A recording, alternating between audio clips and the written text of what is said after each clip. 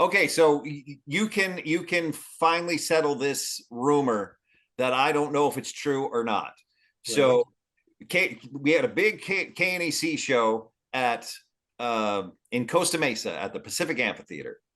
Right. This was on Chris's band was on the bill, Yep. and What was your band, Chris? At that point, it was Cold Sweat. Okay. I so remember. MCA, fellow MCA. yeah, Right. I remember. Dio was headlining. And there was a couple Okay. other bands on that bill. You guys were supposed to be on that show, and the rumor has it that I can see by your face. You're not even you probably never even heard this. You guys were supposed to play, but Dio or Dio's management said no, we're not having a guy with a mohawk play this show. No, I don't recall anything about that, but Okay. I got to tell you, there's a lot of memories that you talk to Billy. If you get Billy Rowe on the show, he's the master. Like, he remembers everything, every detail about everything of our career. I don't know how, but no, that one doesn't ring a bell. Okay. I probably would remember that if I had heard that, because I've always been a huge Dio fan. Right. In Right. fact, I got knocked out at a Dio show while high on mushrooms, in the early days of Jet Boy, because I was like all glam rocked out, and I went there with a few friends, and my one friend had a bag of mushrooms, and we were gonna like trip together, and I took my half and he took his half, and I just ate mine down, and chased it with some beer or whatever, and he like chewed his down, drank some beer, and immediately threw them all up. Just like, okay, I guess I'm tripping alone. Hey, on your own, son. Yeah, and then at some point in time, we were walking around. I think this was at the Cow Palace. It was I think it was Cow Palace.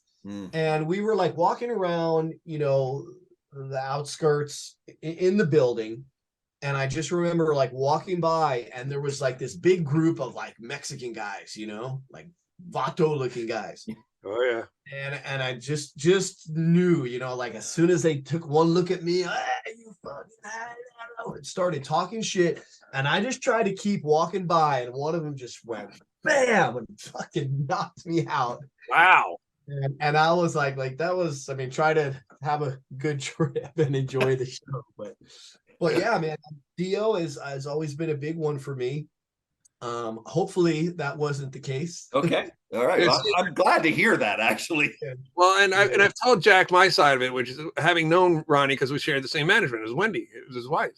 Yeah. So I got to know him really well, which is, as a kid, you're like thinking to yourself, okay, this is the guy who sang Heaven and Hell, and now we're having a beer together and playing cricket, Yeah, right. and haven't done darts. Yeah. If Ronnie had done that, it would have been really surprising to me, because that was just not him. Now, if you were terrible, yeah, then you get some derision. Otherwise, he knew how hard it was to make it in the business, and whatever you did, you did. If you were good, that's all that mattered. It's all that mattered. Sure. And he's kind of a punk ass to begin. I mean, this is a guy who started, doo-wop groups in the 50s. He went against the grain for a long time. Documentary recently. It was amazing. I didn't know all that about his past, and Oh yeah, he was president of his high school class. Scholarship to Juilliard. Yeah, he was out of control. Yeah. And the crazy thing was, he could remember if he met you and then saw you again 8 years later, he'd have your name. Yeah. Crazy. Yeah, I've always heard great things about him. I have friends that total friends that he was totally cool to them, and like signed autographs and gave them coin and stuff. I know a bunch of people that have great Dio stories. So yeah, because I think when he was in Rainbow, it was a difficult time for him. And he was also, as he said, that taught me how to treat fans, because no matter what, he signed the last autograph, took the last picture, I answered the last question. When everyone was handled, then he'd go inside the bus of the venue. Otherwise, the customer was king. We always tried to be that way too, right? Like, like, out of all the bands that came out of LA, like, not to toot my own horn, which I don't know how you can toot your own horn by saying you were super humble, but I really feel like we were always super humble, nice guys, right? We weren't assholes, right? We didn't have that Guns N' Roses rebel fucking piss on the fucking desk of the A&R guy. Like, we were just nice. We got along with everybody. We were polite. We followed the rules. We were really good guys. And with our fans, we always did the same thing. When we went on the road, it's just like you just said.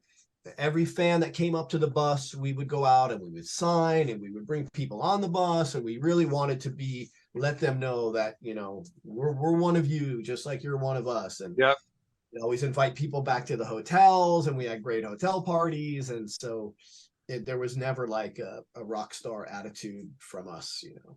no, and Ronnie at that point, even then, you know, this is the early '90s. He's still royalty. I mean, he's vaunted status now, but then to hear him say, "Look, you don't know if someone came from 500 miles to see you. They're scared to death to meet you. Do not be rude to them." And you know, our band was the same way. Just always friendly, always accommodating, because we remember being fans, and I think that's where it comes from. If you remember being the fan, you remember how the fan feels.